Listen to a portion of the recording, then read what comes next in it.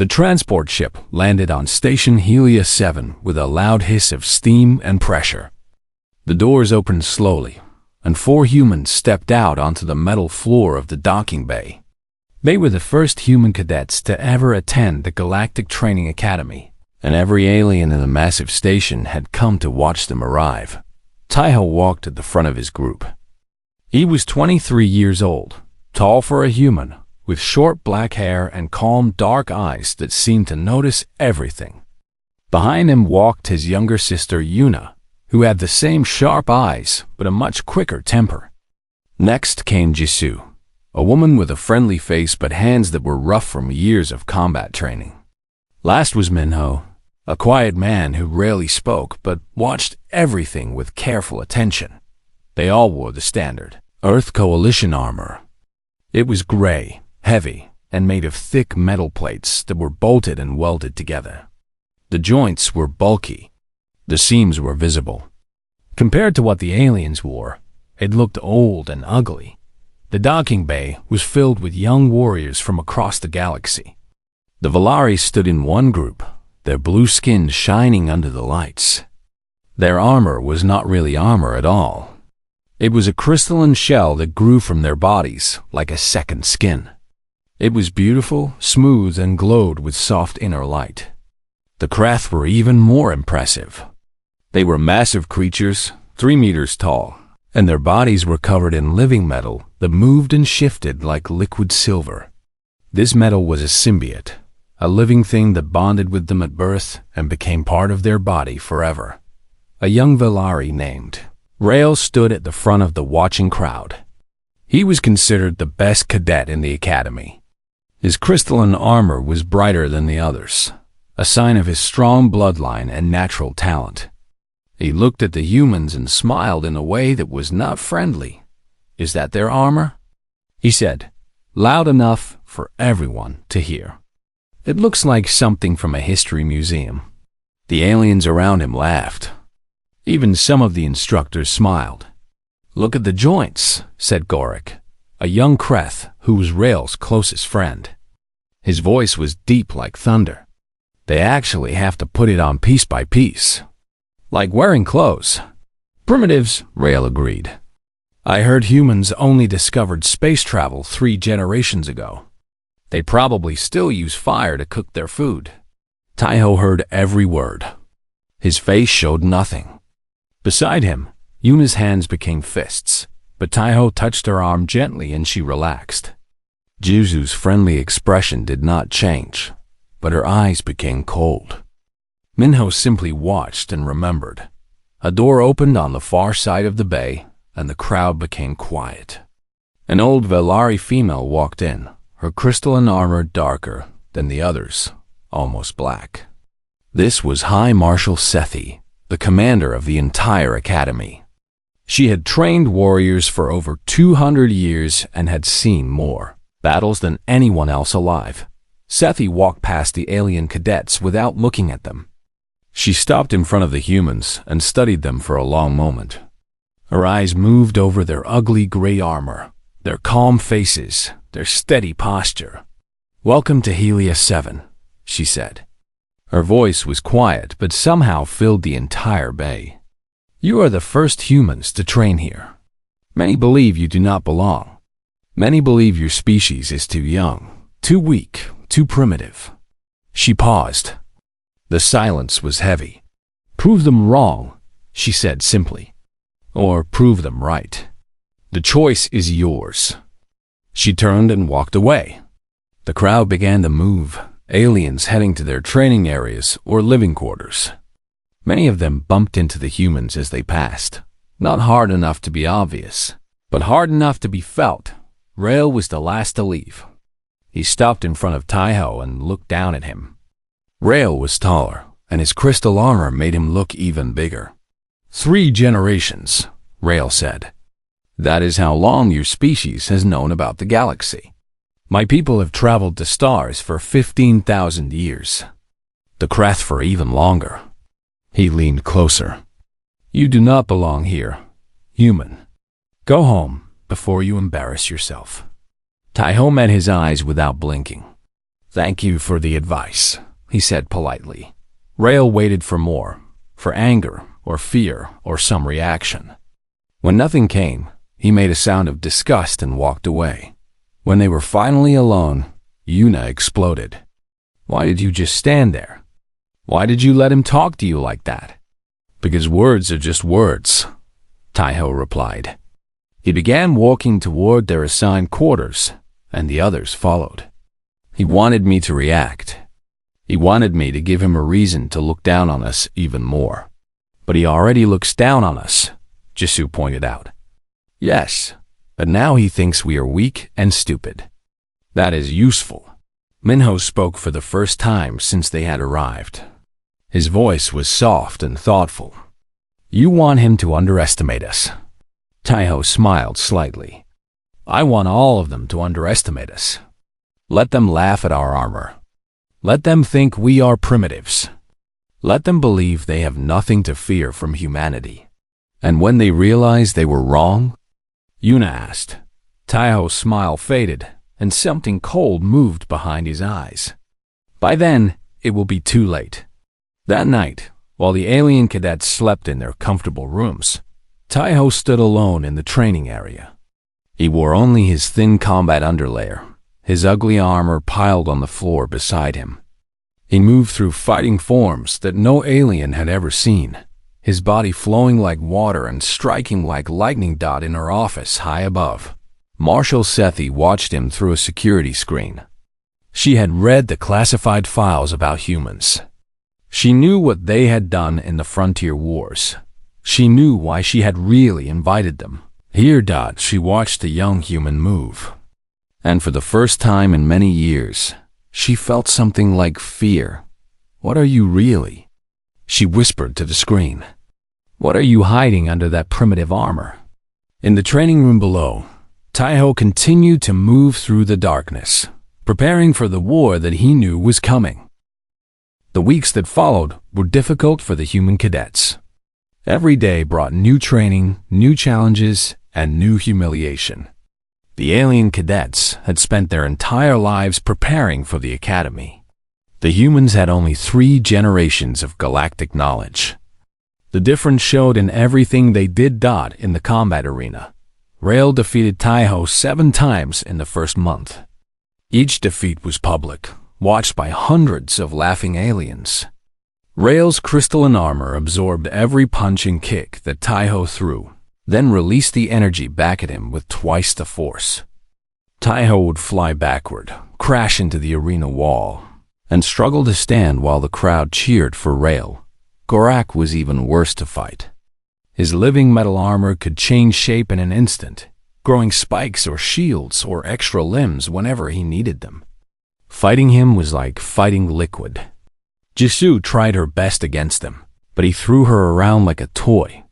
Only Yuna managed to win a single match, defeating a smaller Valari cadet through pure speed and aggression. But even that victory was mocked. She only won because her opponent was sick that day. Rail told everyone who would listen. A healthy Valari child could defeat any human. The mockery went beyond combat training. In the mess hall, aliens would ask the humans questions designed to embarrass them. "Is it true that humans cannot see in the dark?" One Kreth asked loudly. "How do you survive on your planet at night?" "I heard humans only live for 80 years, a Valari female said, pretending to be shocked. "That is barely enough time to finish basic education. How do you learn anything at all?" "Their bones break so easily," another alien added. "I heard their children shatter like glass if they fall down." The humans learned to eat quickly and leave, but the worst mockery was always about their armor.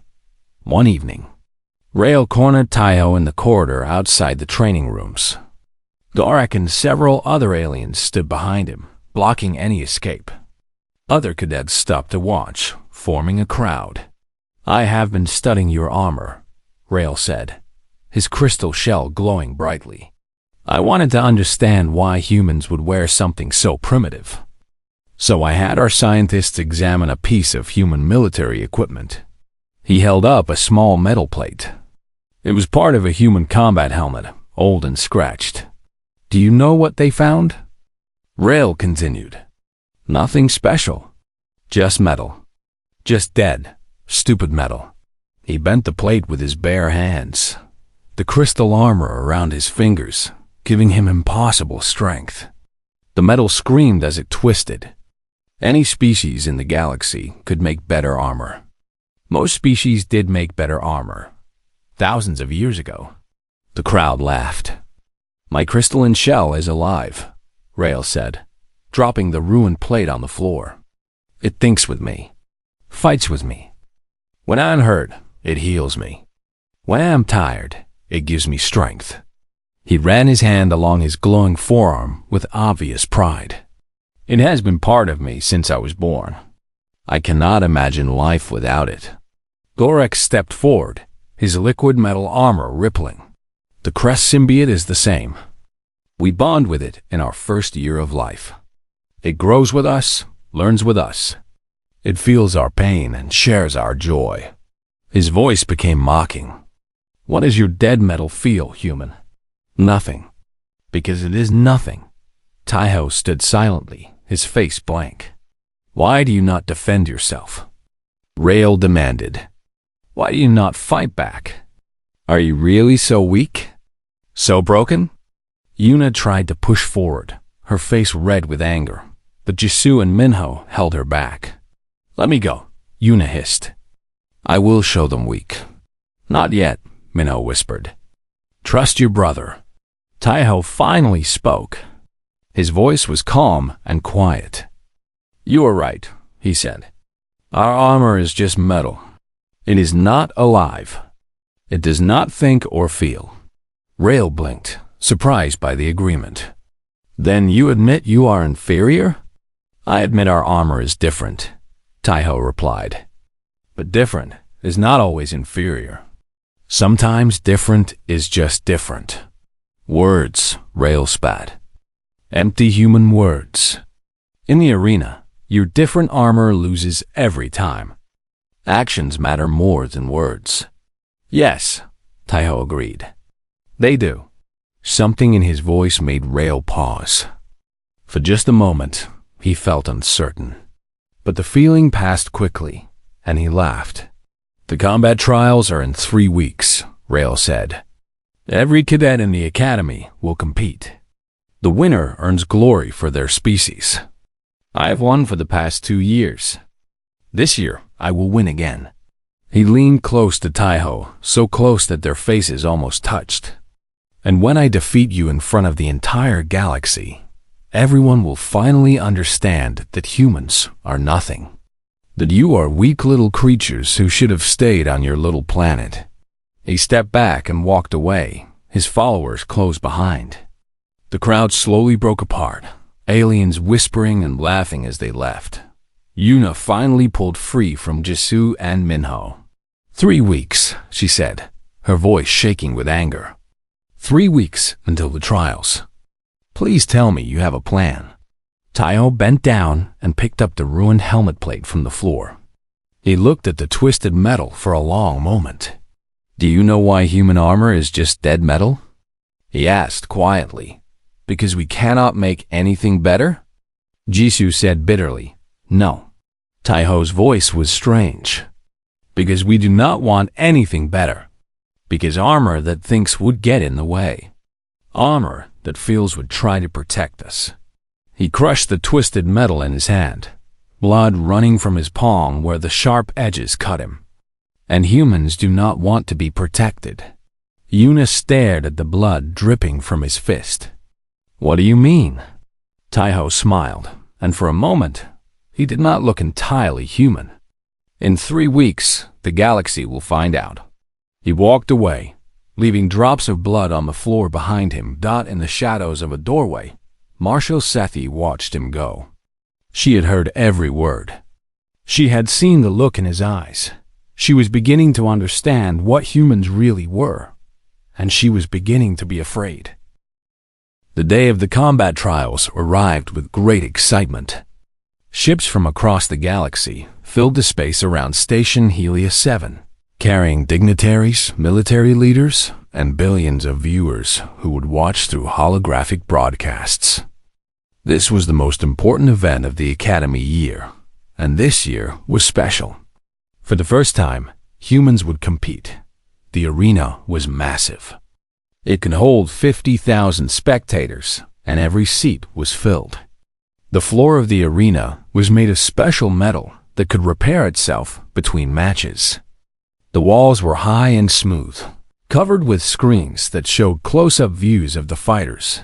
Taiho stood in the waiting area with Yuna, Jisoo, and Minho.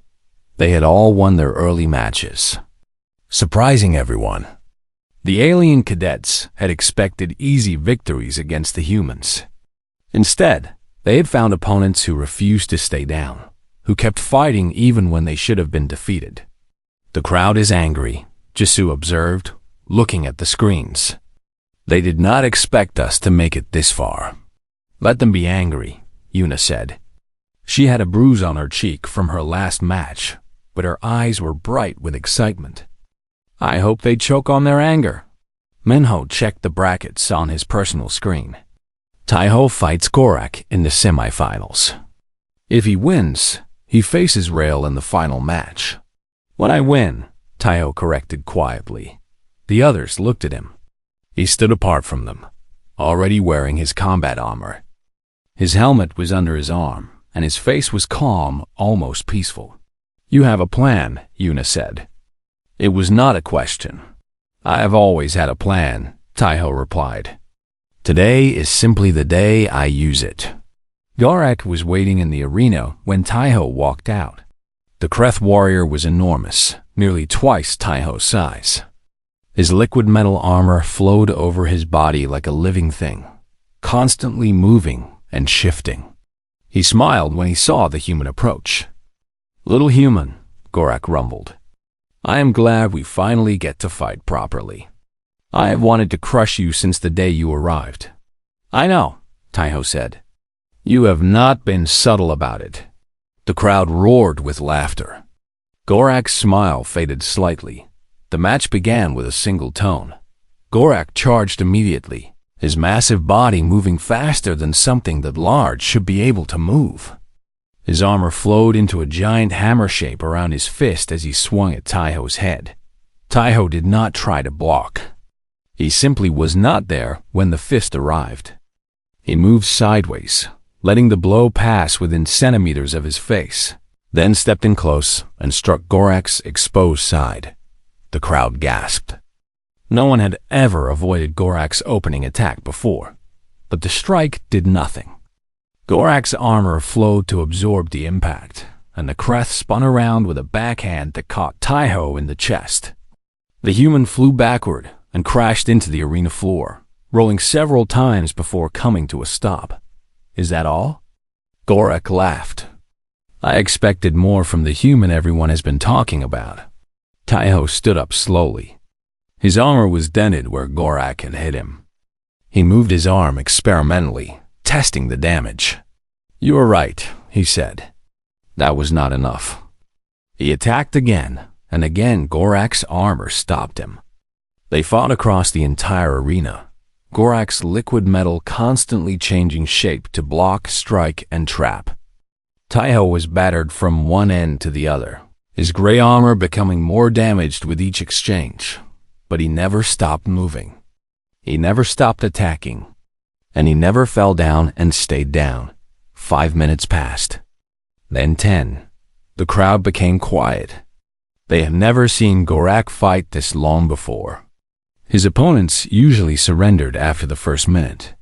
"Why will you not fall?" Gorak demanded, his breathing becoming heavy. "Why do you keep getting up?" Taiho's helmet was cracked. Blood ran down his face from a cut on his forehead. His left arm hung at a strange angle, probably broken. "Because I am not done yet," he said. He attacked again. This time, something was different. His movements were faster, more precise. He struck Gorak's armor at specific points, again and again, always the same spots. The liquid metal tried to adapt, but Taiho was faster. "What are you doing?" Gorak snarled, swinging wildly. "What is this?" "Your symbiote is alive," Taiho replied, dodging another blow. "That means it can get tired. It can get confused." He struck the same spot again. "It can learn bad habits." Gorak's armor hesitated. Just for a moment. Just long enough for the symbiote to try to predict Taiho's next attack. But Taiho did not attack where the armor expected. He attacked somewhere else, entirely. A spot that was suddenly unprotected. His fist connected with Gorak's actual body for the first time. The Kreth roared in pain and surprise. His armor flowed frantically to cover the gap, but now it was reacting instead of anticipating. Taiho struck again and again, finding new gaps before the symbiote could close them. The final blow was to Gorak's throat. Not hard enough to kill, but hard enough to end the fight. Gorak fell to his knees, gasping for air. His liquid metal armor rippled in confusion, not understanding how its master had been defeated. "I yield," Gorak managed to say. "I yield." The arena was silent. Then, slowly the alien spectators began to make noise. Not cheering. Something else. Something like fear. Taiho walked back to the waiting area without looking at the crowd. His team was waiting for him with medical supplies, but he waved them away. "Save it," he said. "I will need it more after the next fight." On the screens, Rael was watching. His crystalline armor glowed brighter than ever, but his eyes were troubled. He had never seen anyone defeat Gorak. He had never seen anyone fight like the human had just fought, for the first time since the humans had arrived.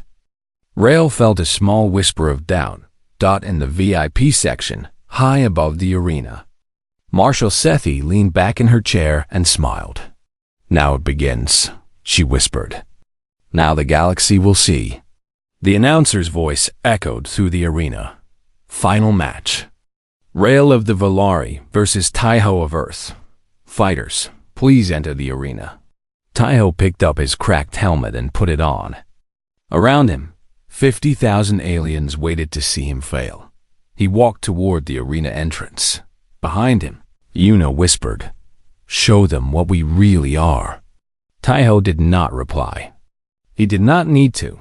The galaxy was about to find out. The arena felt different now. The laughter was gone. The mockery was silent. 50,000 aliens watched as Taiho walked across the metal floor toward Rael, and none of them were smiling anymore. Rael stood in the center of the arena, his crystalline armor blazing with inner light. He had watched Taiho's fight against Gorak. He had seen things that should not have been possible.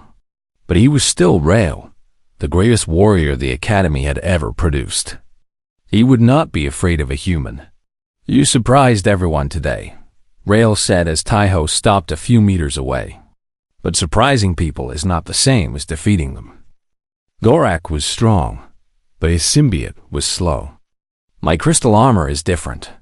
It does not just react. It predicts. It knows what you will do before you do it." Taiho said nothing. His helmet was cracked from the previous fight. His armor was dented and burned in a dozen places. His left arm was wrapped tightly, probably broken underneath. "Look at you," Rael continued. "You can barely stand. Your primitive armor is falling apart. This fight is already over.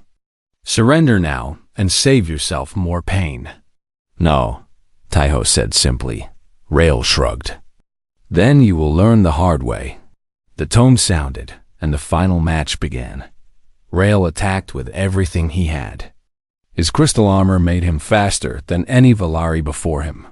His strikes were precise, powerful, and perfectly timed. Each blow connected with Taiho's damaged armor, driving the human backwards step by step. Taiho tried to fight back. He threw punches, kicks, combinations that had worked against Gorak, but Rael's armor was different. It did not just absorb his attacks. It analyzed them, learned from them, and found ways to punish him for every move he made. The first minute was brutal. The second was worse. By the third minute, Taiho could barely lift his arms. The crowd began to relax. This was what they had expected. The human had gotten lucky against Gorak, but now he was facing the true champion. Order was being restored. Is that all?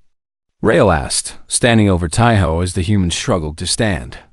Is this the best humanity has to offer? I expected more after your performance against Gorak, but it seems that was just luck. Taiho coughed, blood spattering the inside of his helmet. You talk too much, he said. Rail's eyes narrowed.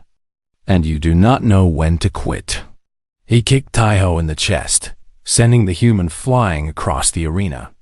Taiho hit the wall hard and slid down, leaving a trail of blood on the smooth metal. The crowd cheered. Some of them started chanting Rail's name. Rail walked slowly toward the fallen human, his armor glowing with victory. I will give you one more chance to surrender, he said. One more chance to admit that humans are inferior. Do it, and I will end this quickly. Taiho did not move for a long moment. Then, slowly, impossibly, he began to stand. You still do not understand, Taiho said, his voice rough. You have never understood. Understood what? Rail demanded. That you are too stupid to stay down? Why we wear this armor? Taiho reached up to his helmet. The seals clicked open one by one. He pulled the helmet off and let it fall to the floor. The crowd went silent. Taiho's face was covered in blood. One of his eyes was swollen shut. His lip was split. But he was smiling, and something about that smile made Rail take a step backward without meaning to. Then Taiho reached for his chest plate. The heavy metal fell away, clanging loudly on the arena floor. Then the arm guards. Then the leg plates. Piece by piece, Taiho removed his armor until he stood in only his thin combat underlayer. The silence in the arena was absolute.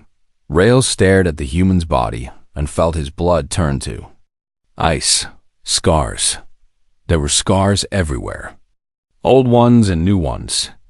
Burns and cuts and marks that looked like they came from chemical weapons. Taiho's body was a map of violence, a record of pain that should have killed any normal creature 10 times over. But that was not what frightened Rail Dodd. It was the way Taiho stood. Without armor, without protection, facing an opponent in full battle gear. And he was not afraid.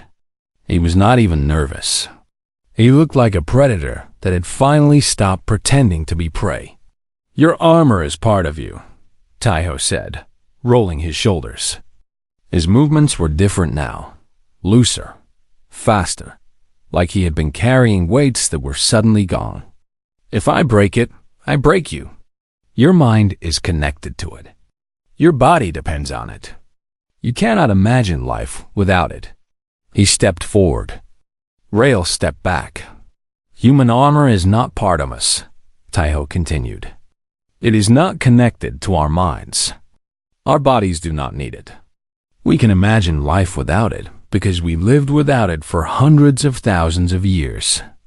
He moved again, and this time Rail saw what he had missed before. Without the heavy armor, Taiho was fast. Incredibly, impossibly fast. His body moved like water, like wind, like something that should not exist. Your armor makes you strong, Taiho said. Our armor makes us slow. Your armor protects you from harm. Our armor protects others from us. In the VIP section, Marshal Sethi stood up from her chair. Her hands were shaking. On Earth, Taiho said, his voice carrying across the silent arena. Our ancestors hunted animals that were bigger and stronger than them. They did not catch them by being faster or more powerful. They caught them by never stopping. They would chase their prey for days, for weeks, until the animal's body gave up. Until its heart exploded from exhaustion. He took another step forward. Rail's armor was glowing frantically, trying to analyze the threat, trying to predict the attack. But something was wrong. The human was not moving like before. He was not moving like anything the armor had ever seen. "We are the only species in the galaxy that hunts by endurance," Taiho said. "We do not stop. We do not quit. We do not know how." His smile disappeared, and what remained was something cold and ancient. "We wear heavy armor because without it, we move too fast. We limit ourselves because without limits, we break things." His voice dropped to almost a whisper, but somehow everyone in the arena heard it. "We put chains on the monster because the monster wanted to be good. We built a cage around our nature because we wanted to be civilized." He looked directly at Rail, and his eyes were not human anymore. They were the eyes of something old and hungry and patient. "But the cage has a door, and you just made me open it." For the first time in his life, Rail was truly afraid. "What are you?" He whispered. Taeho did not answer with words. He moved. The fight lasted 11 seconds. Rail's crystal armor was the most advanced in the galaxy. It could predict attacks before they happened. It could analyze fighting styles in milliseconds. It had never failed to protect him before, but it had never faced a human. Without armor, Taeho moved like nothing the armor had ever seen. He did not attack in patterns. He did not follow any martial art the galaxy knew. He moved like an animal, like a force of nature. Like death itself, taking physical form.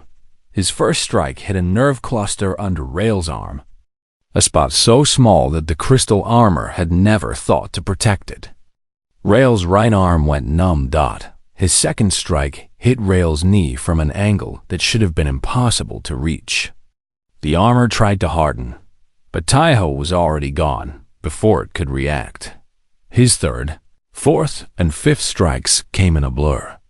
Each one found a gap. Each one sent pain shooting through Rail's body. The crystal armor screamed warnings in his mind, but the warnings came too slow. By the time the armor understood what was happening, Taeho had already hit him 3 more times. On the 8th second, Rail tried to fight back. He swung his remaining good arm in a desperate attack. Taeho was not there. He was behind Rail, one hand pressing against a specific point on the Volari's spine. "Your armor is still trying to predict me," Taeho said softly, his voice calm and cold. "It is failing because it has no data. Humans have never fought without armor in galactic combat. We never let anyone see what we really are." He pressed harder, and Rail felt his legs become weak. Until now. On the 11th second, Rail was on the ground. Taeho's bare foot was on his chest, pressing just hard enough to make breathing difficult. The crystal armor glowed wildly, trying to find a way to help its master. But there was nothing it could do. "Yield," Taeho said. It was not a request. For a long moment, Rail could not speak. His perfect armor, his undefeated record, his entire understanding of the universe had just been destroyed in 11 seconds. He looked up at the human standing over him and saw something that would haunt his dreams for the rest of his life. Taeho was not even breathing hard. "I yield." Rail whispered. Taeho stepped back and offered his hand. The arena was completely silent. 50,000 aliens stared at the human in shock and fear. Nothing made sense anymore. Everything they believed about humans was wrong. Rail took Taeho's hand and allowed himself to be pulled up. His crystal armor was dark now, confused and exhausted from trying to process what had happened. "How?" Rail asked. "How is any of this possible?" Taeho looked at him with something that might have been pity. "Because you never asked the right question," he said. "You asked why our armor is primitive. You should have asked why a species that survived without armor for 300,000 years suddenly decided to start wearing it." In the VIP section, Marshal Sethi sat back down heavily. Her hands were still shaking. She had known humans were dangerous. She had read the classified reports from the frontier wars, but seeing it with her own eyes was different. Seeing a human move like that, fight like that, was something else entirely. She understood now why the Galactic Council had been so careful about admitting humans to the Academy. It was not because humans were weak. It was because they were too strong, and no one wanted the rest of the galaxy to know. The medical teams rushed onto the arena floor. Yuna, Jisoo, and Minho ran to Taiho's side, wrapping blankets around him and checking his wounds. He let them fuss over him, his face relaxing back into something that looked almost human again. Later, in the medical bay, Rael sat on a bed while doctors checked his armor's connection to his body. The crystal was healing slowly, but the psychological damage would take longer. Taiho entered the room alone. Rael tensed, but the human held up his hands peacefully. "I did not come to fight," Taiho said. "I came to explain." "Explain what?" Rael asked bitterly. "How you humiliated me. How you destroyed everything I believed about myself." "How humans think," Taiho replied. He sat down on another bed, wincing as his broken arm reminded him of its presence. "You asked why we wear primitive armor. The truth is simple. We wear it because we are trying to be better." Rael was silent, waiting. 300,000 years ago. Taiho continued. Humans were just animals on a small planet. We had no claws, no fangs, no armor. We were slow and weak compared to everything around us. So we became something else. We became the thing that never stops. The thing that never gives up. The thing that will chase you until your heart explodes from fear and exhaustion. He looked at his hands, scarred and bloody from the fight. When we joined the galaxy, we realized that this made us dangerous.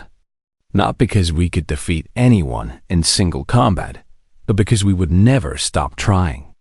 We would lose 1,000 battles and keep fighting.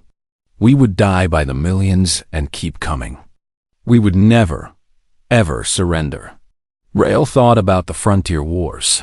Humanity had lost 60% of their fleet in the first battle. They had won the war in 16 months.